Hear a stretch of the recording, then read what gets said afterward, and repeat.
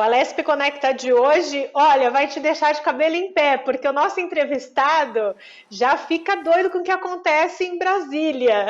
E hoje o nosso entrevistado é o André César, cientista político, ele que conhece todos os meandros lá de Brasília, ele fala direto com a gente de lá e vai falar assim, como é que anda essa nossa política em tempos de pandemia que as coisas estão eclodindo. André, obrigada de novo por participar do Alesp Conecta. Eu agradeço, obrigado. Falei que não ia Olha, brincar com o cabelo em pé? cabelo em pé. Não, a questão é a seguinte, essa crise é uma crise total, né? Uma tempestade perfeita. Você tem a crise da saúde pública, com a própria pandemia em si. Você tem uma crise econômica como consequência da crise da saúde, quer dizer, as pessoas perdendo emprego, perdendo renda. Já falamos isso aqui, inclusive, em outra oportunidade. Lojas, empresas fechando, né? O dinheiro parou de circular. Então, essa segunda, agora a crise política também se soma a isso, né?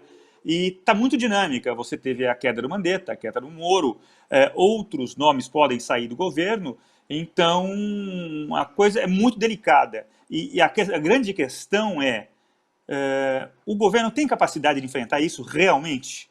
Porque eu vi até um médico falando, um especialista de saúde pública, falando que, olha, nós não chegamos ainda no pico, o pico vem para frente, mais à frente, então a gente não sabe se o governo vai ter capacidade de encarar isso, de enfrentar isso. Então vamos aqui por partes, né? Porque você sabe, conhece já o Alesp Conecta, a gente gosta de explicar direitinho para quem está ouvindo, vendo a gente, o momento em que estamos. Antes da pandemia, nós vivíamos qual momento da política nacional? E aí depois eu faço essa ponte nesse momento. Para as pessoas entenderem o momento atual, a gente precisa puxar um pouquinho aí alguns meses. Claro.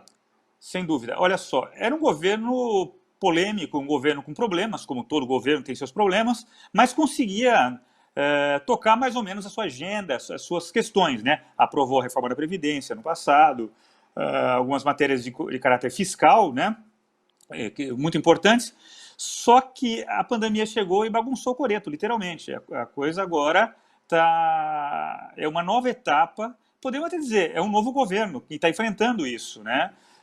Perdeu peças importantes agora no decorrer da crise, né? Na crise da pandemia, da Covid, perdeu o Mandetta, que era o rosto dessa crise, né? O Mandetta era o cara que era o rosto da crise. E ele é uma peça muito importante, gerou empatia na população, passava segurança num momento difícil como esse. E perdeu o Moro, que era um símbolo. O Moro era um símbolo do governo, e de repente, agora o Moro também caiu fora, então perdeu peças importantes, né? E parece que as trocas não são tão qualificadas quanto esses. E aí é que eu te falo, quando você falou, né, uma palavra, segurança, né?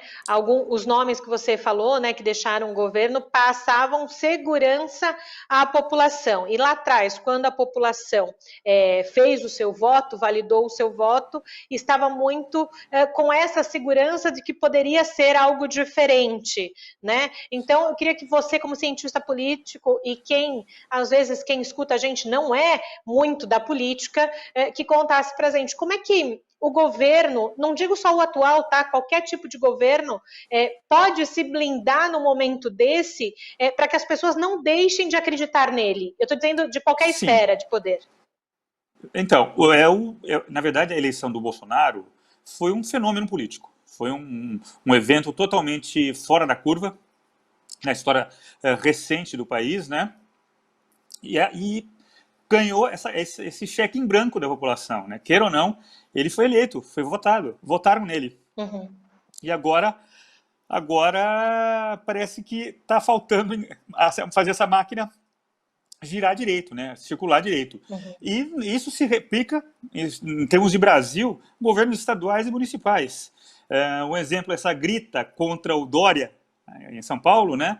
Por ele ter fechado, ele ter sido um dos governadores mais radicais nas medidas, né, de segurar a população em casa. Claro que isso gera polêmica para a economia, como nós falamos no começo aqui. Só que é necessário, você tem que proteger as pessoas. Não há economia se não tem vida. Essa é a coisa básica. E nós pegamos, talvez, aí é uma polêmica que existe, talvez os governos tenham demorado um pouco para agir, deixaram a coisa correr e agora correm atrás do prejuízo, né? E isso aí você vê os países que estão indo bem no combate ao corona, Nova Zelândia, Austrália, são países, inclusive, diferentes, uma social-democracia e um país liberal. Mas quando você age com velocidade e com seriedade, você consegue minimizar esses danos. E é isso que eu gostaria que você contasse para a gente, né? Claro, por N motivos que a gente não vai saber lá dos bastidores, ou tenham demorado ou não, ou tenham postergado as ações, mas quando é uma coisa tão complexa como está acontecendo, uma pandemia que nunca ninguém imaginou, qual seria o modo operantes básico de qualquer governo de dizer à população ou de agir? Tem que reunir todo mundo, tem que ouvir só uma ala, outra. Dá uma aulinha para a gente nesse aspecto. A minha avaliação é que você realmente é um momento de união. Os países, as populações têm que estar unidas. Nós temos um inimigo comum, é quase uma guerra isso, ou é uma guerra. Então você tem que chamar a população, falar, independente do teu credo político, das tuas convicções, há algo mais importante, né? Mas tem que ter firmeza nessa mensagem, não basta falar e jogar no ar e ir embora, tem que ter firmeza. E aí a crítica que eu faço aqui, no nosso caso, o Brasil. O presidente Bolsonaro, em muitos momentos, ele como condutor maior da nação, não tem mostrado essa firmeza e essa capacidade de passar confiança. O Mandetta tinha isso, o ministro da Saúde descobriu um canal de comunicação muito bom, com as entrevistas fim de tarde, com os números, não escondendo nada. Uhum. Então, é uma peça que saiu de cena, é uma peça importante, e fica agora meio na deriva, né? O país está meio na deriva, e vamos torcer para que consiga se controlar, ou descubra uma vacina. Quer dizer, é tudo desejo, né? São todos desejos, né, de que a coisa melhore, mas a gente tem que entender que hoje nós não temos nada disso. E quem está ali numa esfera de dizer como é que vão ser as coisas para a população, tem que também, não sei se é essa palavra, voltar um pouquinho para dentro, entender aquilo que eles estão fazendo. Me parece, pelo pouco que eu conheço de história e de história política do Brasil, que as coisas vão acontecendo muito iguais, independente de que lado está. Não se faz uma, entre aspas, nova política, né? As coisas parece que vão se arrastando do mesmo jeito, não sei, queria a sua opinião, né? Você que entende muito mais do que eu disso. A história se repete, na verdade, né? Aquele velho jargão, a história se repete. E está se repetindo de novo, só que num contexto agora muito dramático. Quer dizer, a base de comparação que nós temos é a gripe espanhola, do final da Primeira Guerra Mundial. Quer dizer, e como o mundo globalizado hoje, todo mundo viajando, todo mundo circulando para lá e para cá, aí o vírus se diverte com isso, né? Ele sai. Uhum. E por isso que o mundo inteiro entrou nessa, e muito rápido, né? Começa na China, se espalha para outros países da Ásia, os vizinhos ali, depois segue, chega na Europa, Estados Unidos, está um horror, né? Nova York, está o caos, né? E eu não sei se ele tem capacidade, por exemplo, São Paulo, que é um grande centro, uma megalópole, como é que, se a coisa pegar mesmo, vai ser assustador, de fato. E me parece, a gente tem conversado muito aqui na Rede Alesp, no jornal da Rede Alesp, agora aqui também no Alesp Conecta, que as pessoas ainda não entenderam que o negócio é complicado e bem sério, né? Por isso que eu acho que quando você diz independente do viés político, as pessoas precisam pensar na população, pensar na sociedade, e me parece que isso não está acontecendo, né? Não tá. Aquela coisa, uma coisa é estatística, é um número, morreram tantos. As pessoas vão mudar de opinião quando morrer um parente, um ente querido. Aí sim a coisa vai ser mais assustadora, quer dizer, você tem que sentir na carne.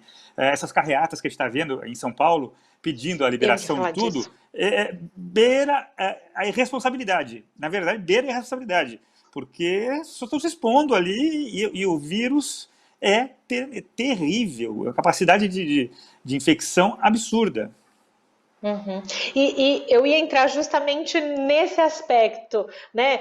O que acontece em esferas acima vai se refletindo na população e naquilo que a população acredita de um lado e do outro. E a gente sente também que são referências, né, André? Se você tem a referência de um jeito, as pessoas vão agir de um jeito.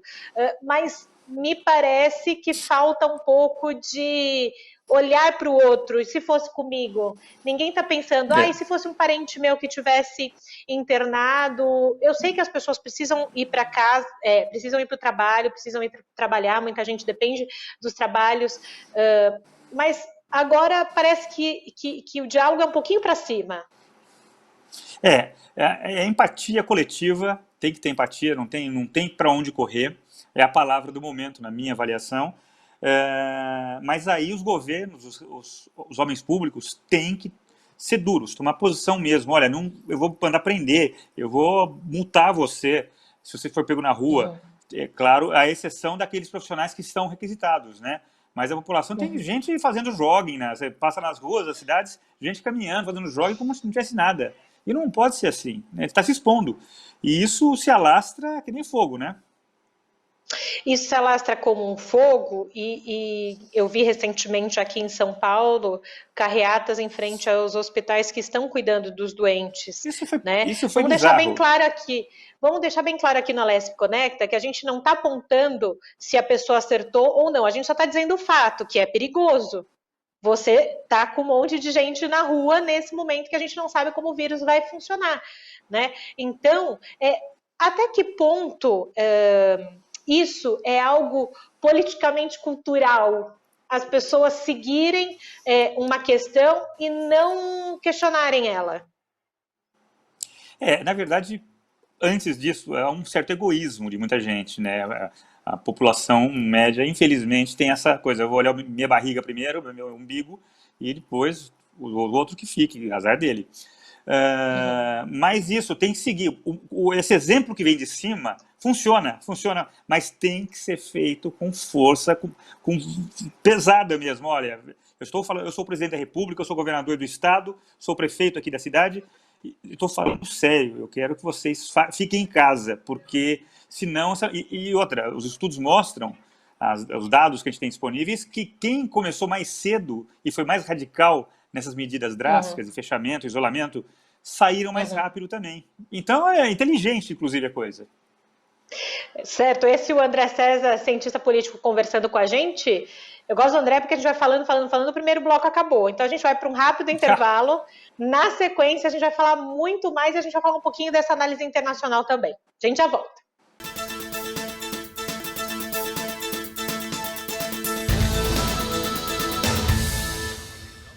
A gente volta com a Alesp Conecta de hoje, tentando entender qual o momento político do Brasil no meio dessa pandemia do coronavírus, e quem está nos ajudando a entender melhor esse momento é o André César, cientista político. André, a gente falava no final do primeiro bloco justamente que é preciso os governantes terem uma postura mais enérgica, né? Quem não viu já, ou recebeu no grupo de WhatsApp, ou leu isso, dizendo que alguns governantes fora do Brasil, e aí eu vou dizer Angela Merkel na Alemanha, entre outros, foram à televisão falar com a população de um jeito enérgico ou de um jeito diferente, aí todo mundo começou assim, não, mas Brasil tem que ser igual lá, o Brasil tem que ser igual lá, e cá. Me parece também que a gente tem que tomar muito cuidado com essa coisa do comparativo, porque a gente vive uma realidade social, uma realidade política distintas. Diferente de lá, né? Mas eu queria que Totalmente. você falasse um pouquinho do cenário internacional desses governantes, né? Desses chefes de Estado. Você vê, são dois grupos aí que a gente pode imaginar, né?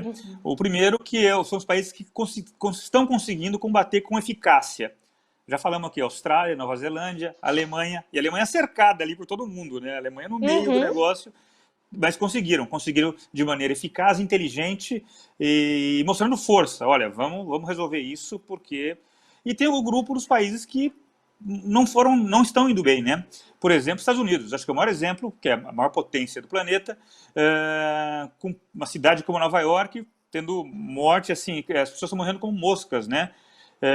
Então, Quer dizer, não basta ter dinheiro, não basta ser um país rico, uma potência nuclear, militar, nuclear, tem que ter Uhum. inteligência. Então, usar essa inteligência aqui no Brasil, respeitadas as especificidades locais, seria o melhor caminho, né? Uhum. Ver o que deu, aprende com exemplo, ver o que deu certo nesses países que se deram bem, que estão conseguindo enfrentar, e tenta Uhum. aplicar ao nosso modo, mas tem que aplicar. Uhum. Seria Tem isso. que Agora, aplicar. uma certa Pode bateção de falar. cabeça, né? Inclusive, porque nós somos uma federação, né? Então, você vê, um estado fecha aqui, São Paulo fecha, mas outros deixam a coisa correr. E, então, é complicado você tratar isso num país continental como o nosso.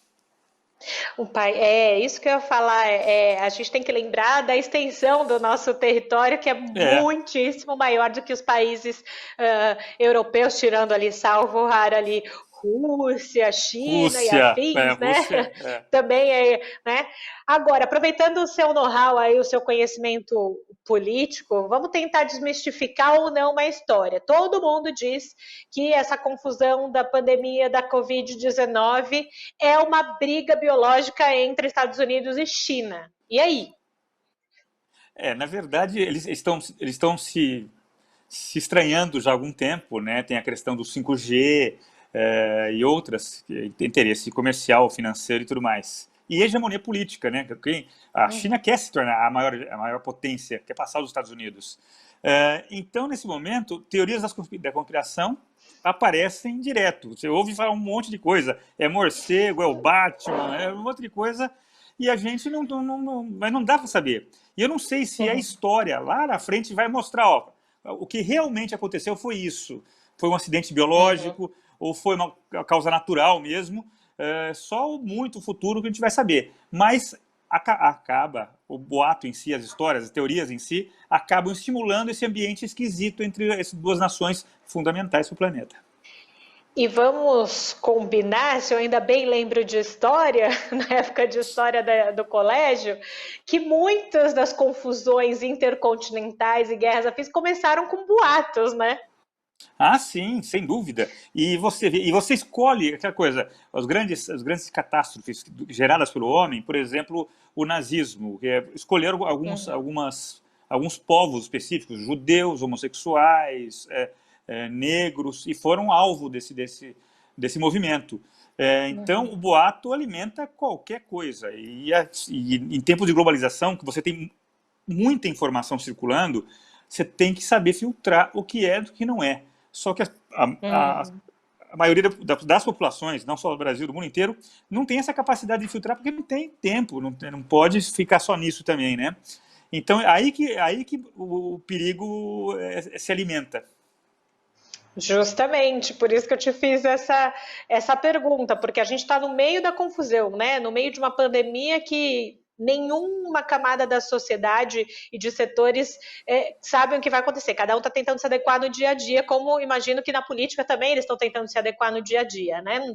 Não deve ser fácil para os governantes governar no momento desse, né? Precisa ter muito Terrível, equilíbrio terrível, emocional, né?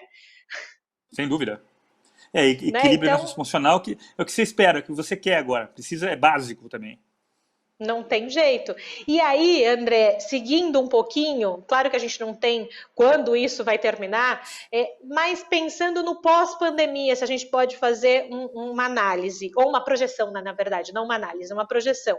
É, o como a pandemia vai interferir, ou esse momento histórico, melhor dizendo, vai interferir na história política do Brasil e do mundo.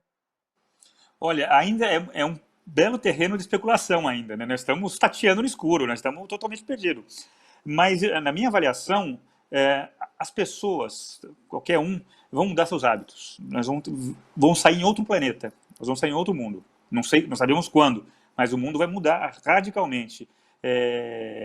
Os padrões de consumo, a questão ambiental, tudo isso vai entrar de vez para valer. Esquece o resto. Uhum, E isso, uhum, claro, vai impactar na política, no dia a dia da política também. Porque os governantes e os que pleiteiam o acesso ao poder vão ter que mudar, vão ter que se adaptar, se adequar a essa realidade que vai ser totalmente diferente do que a gente viu hoje. Assim, esse consumismo desenfreado vai ser revisado, vai ser uma coisa que vai ser revisada. As pessoas estão aprendendo nas suas casas a mudar de valores. Olha, poxa, mas até aqui é melhor assim, então simples, né? Não sei se vai ser bom isso, mas é o que está se desenhando no horizonte.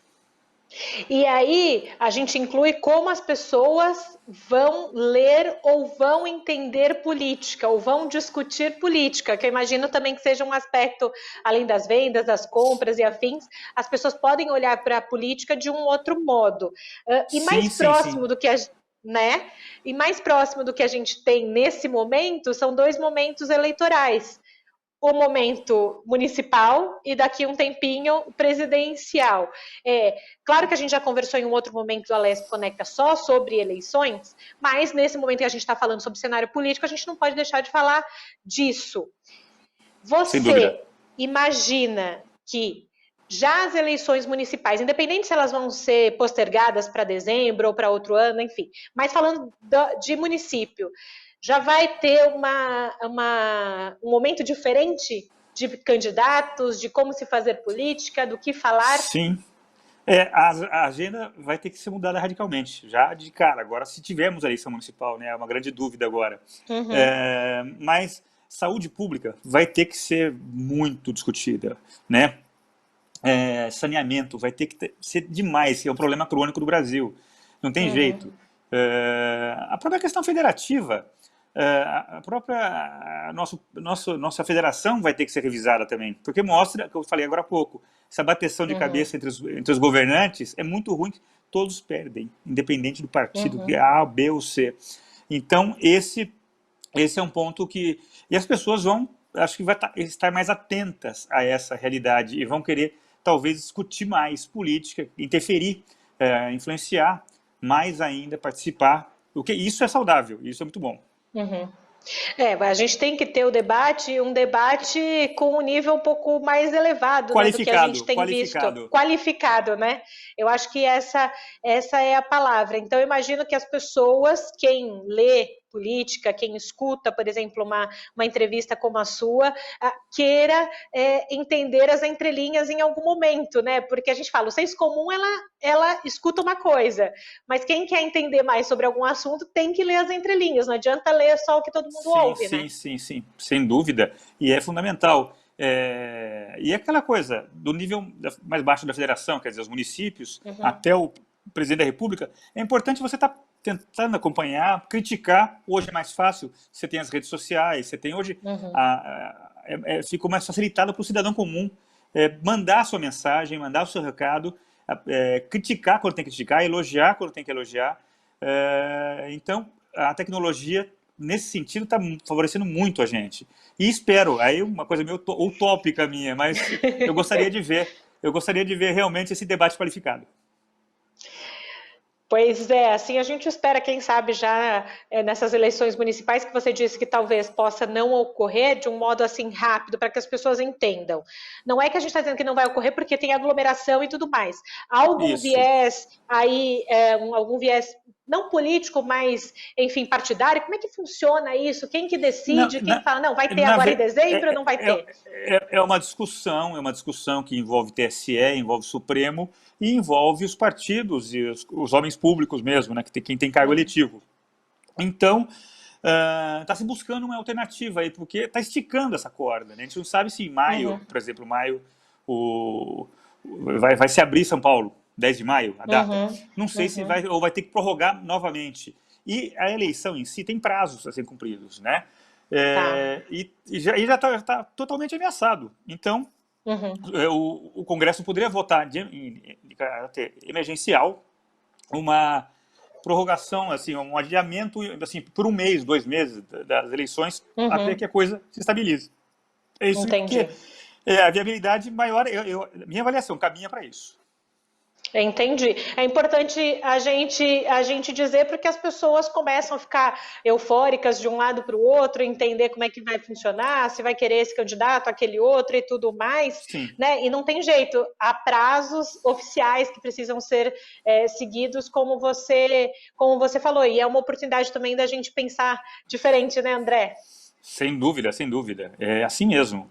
E aí estimular esse debate em cima dessa nova realidade. Pois é, e eu fico imaginando assim, a gente já está caminhando para a reta final do programa, e eu fico pensando, a gente sempre brinca no grupo de mães, coitada da professora de história, daqui uns anos vai Nossa, ensinar o que está esses vão acontecendo sofrer. Eles vão para os pirar, nossos filhos. literalmente. É, exatamente. Então, por isso que aqui na Lesp Conecta a gente trouxe de novo o cientista político André César para elucidar um pouquinho a gente o que está acontecendo nesse momento, o que é preciso a gente ficar atento. Então, André, obrigada por ter participado novamente do Alesp É um Conecta. prazer, eu agradeço muito, muito obrigado. E Legal, volto, gente. Volte mesmo, porque o cenário político vai volto. mudando aqui, ó, rapidinho. Nossa, impressionante. Pois é, só o que não muda é a qualidade aqui do assunto do Alesp Conecta e você pode assistir esse programa e todos os outros no nosso YouTube da Rede Alesp. Até uma próxima!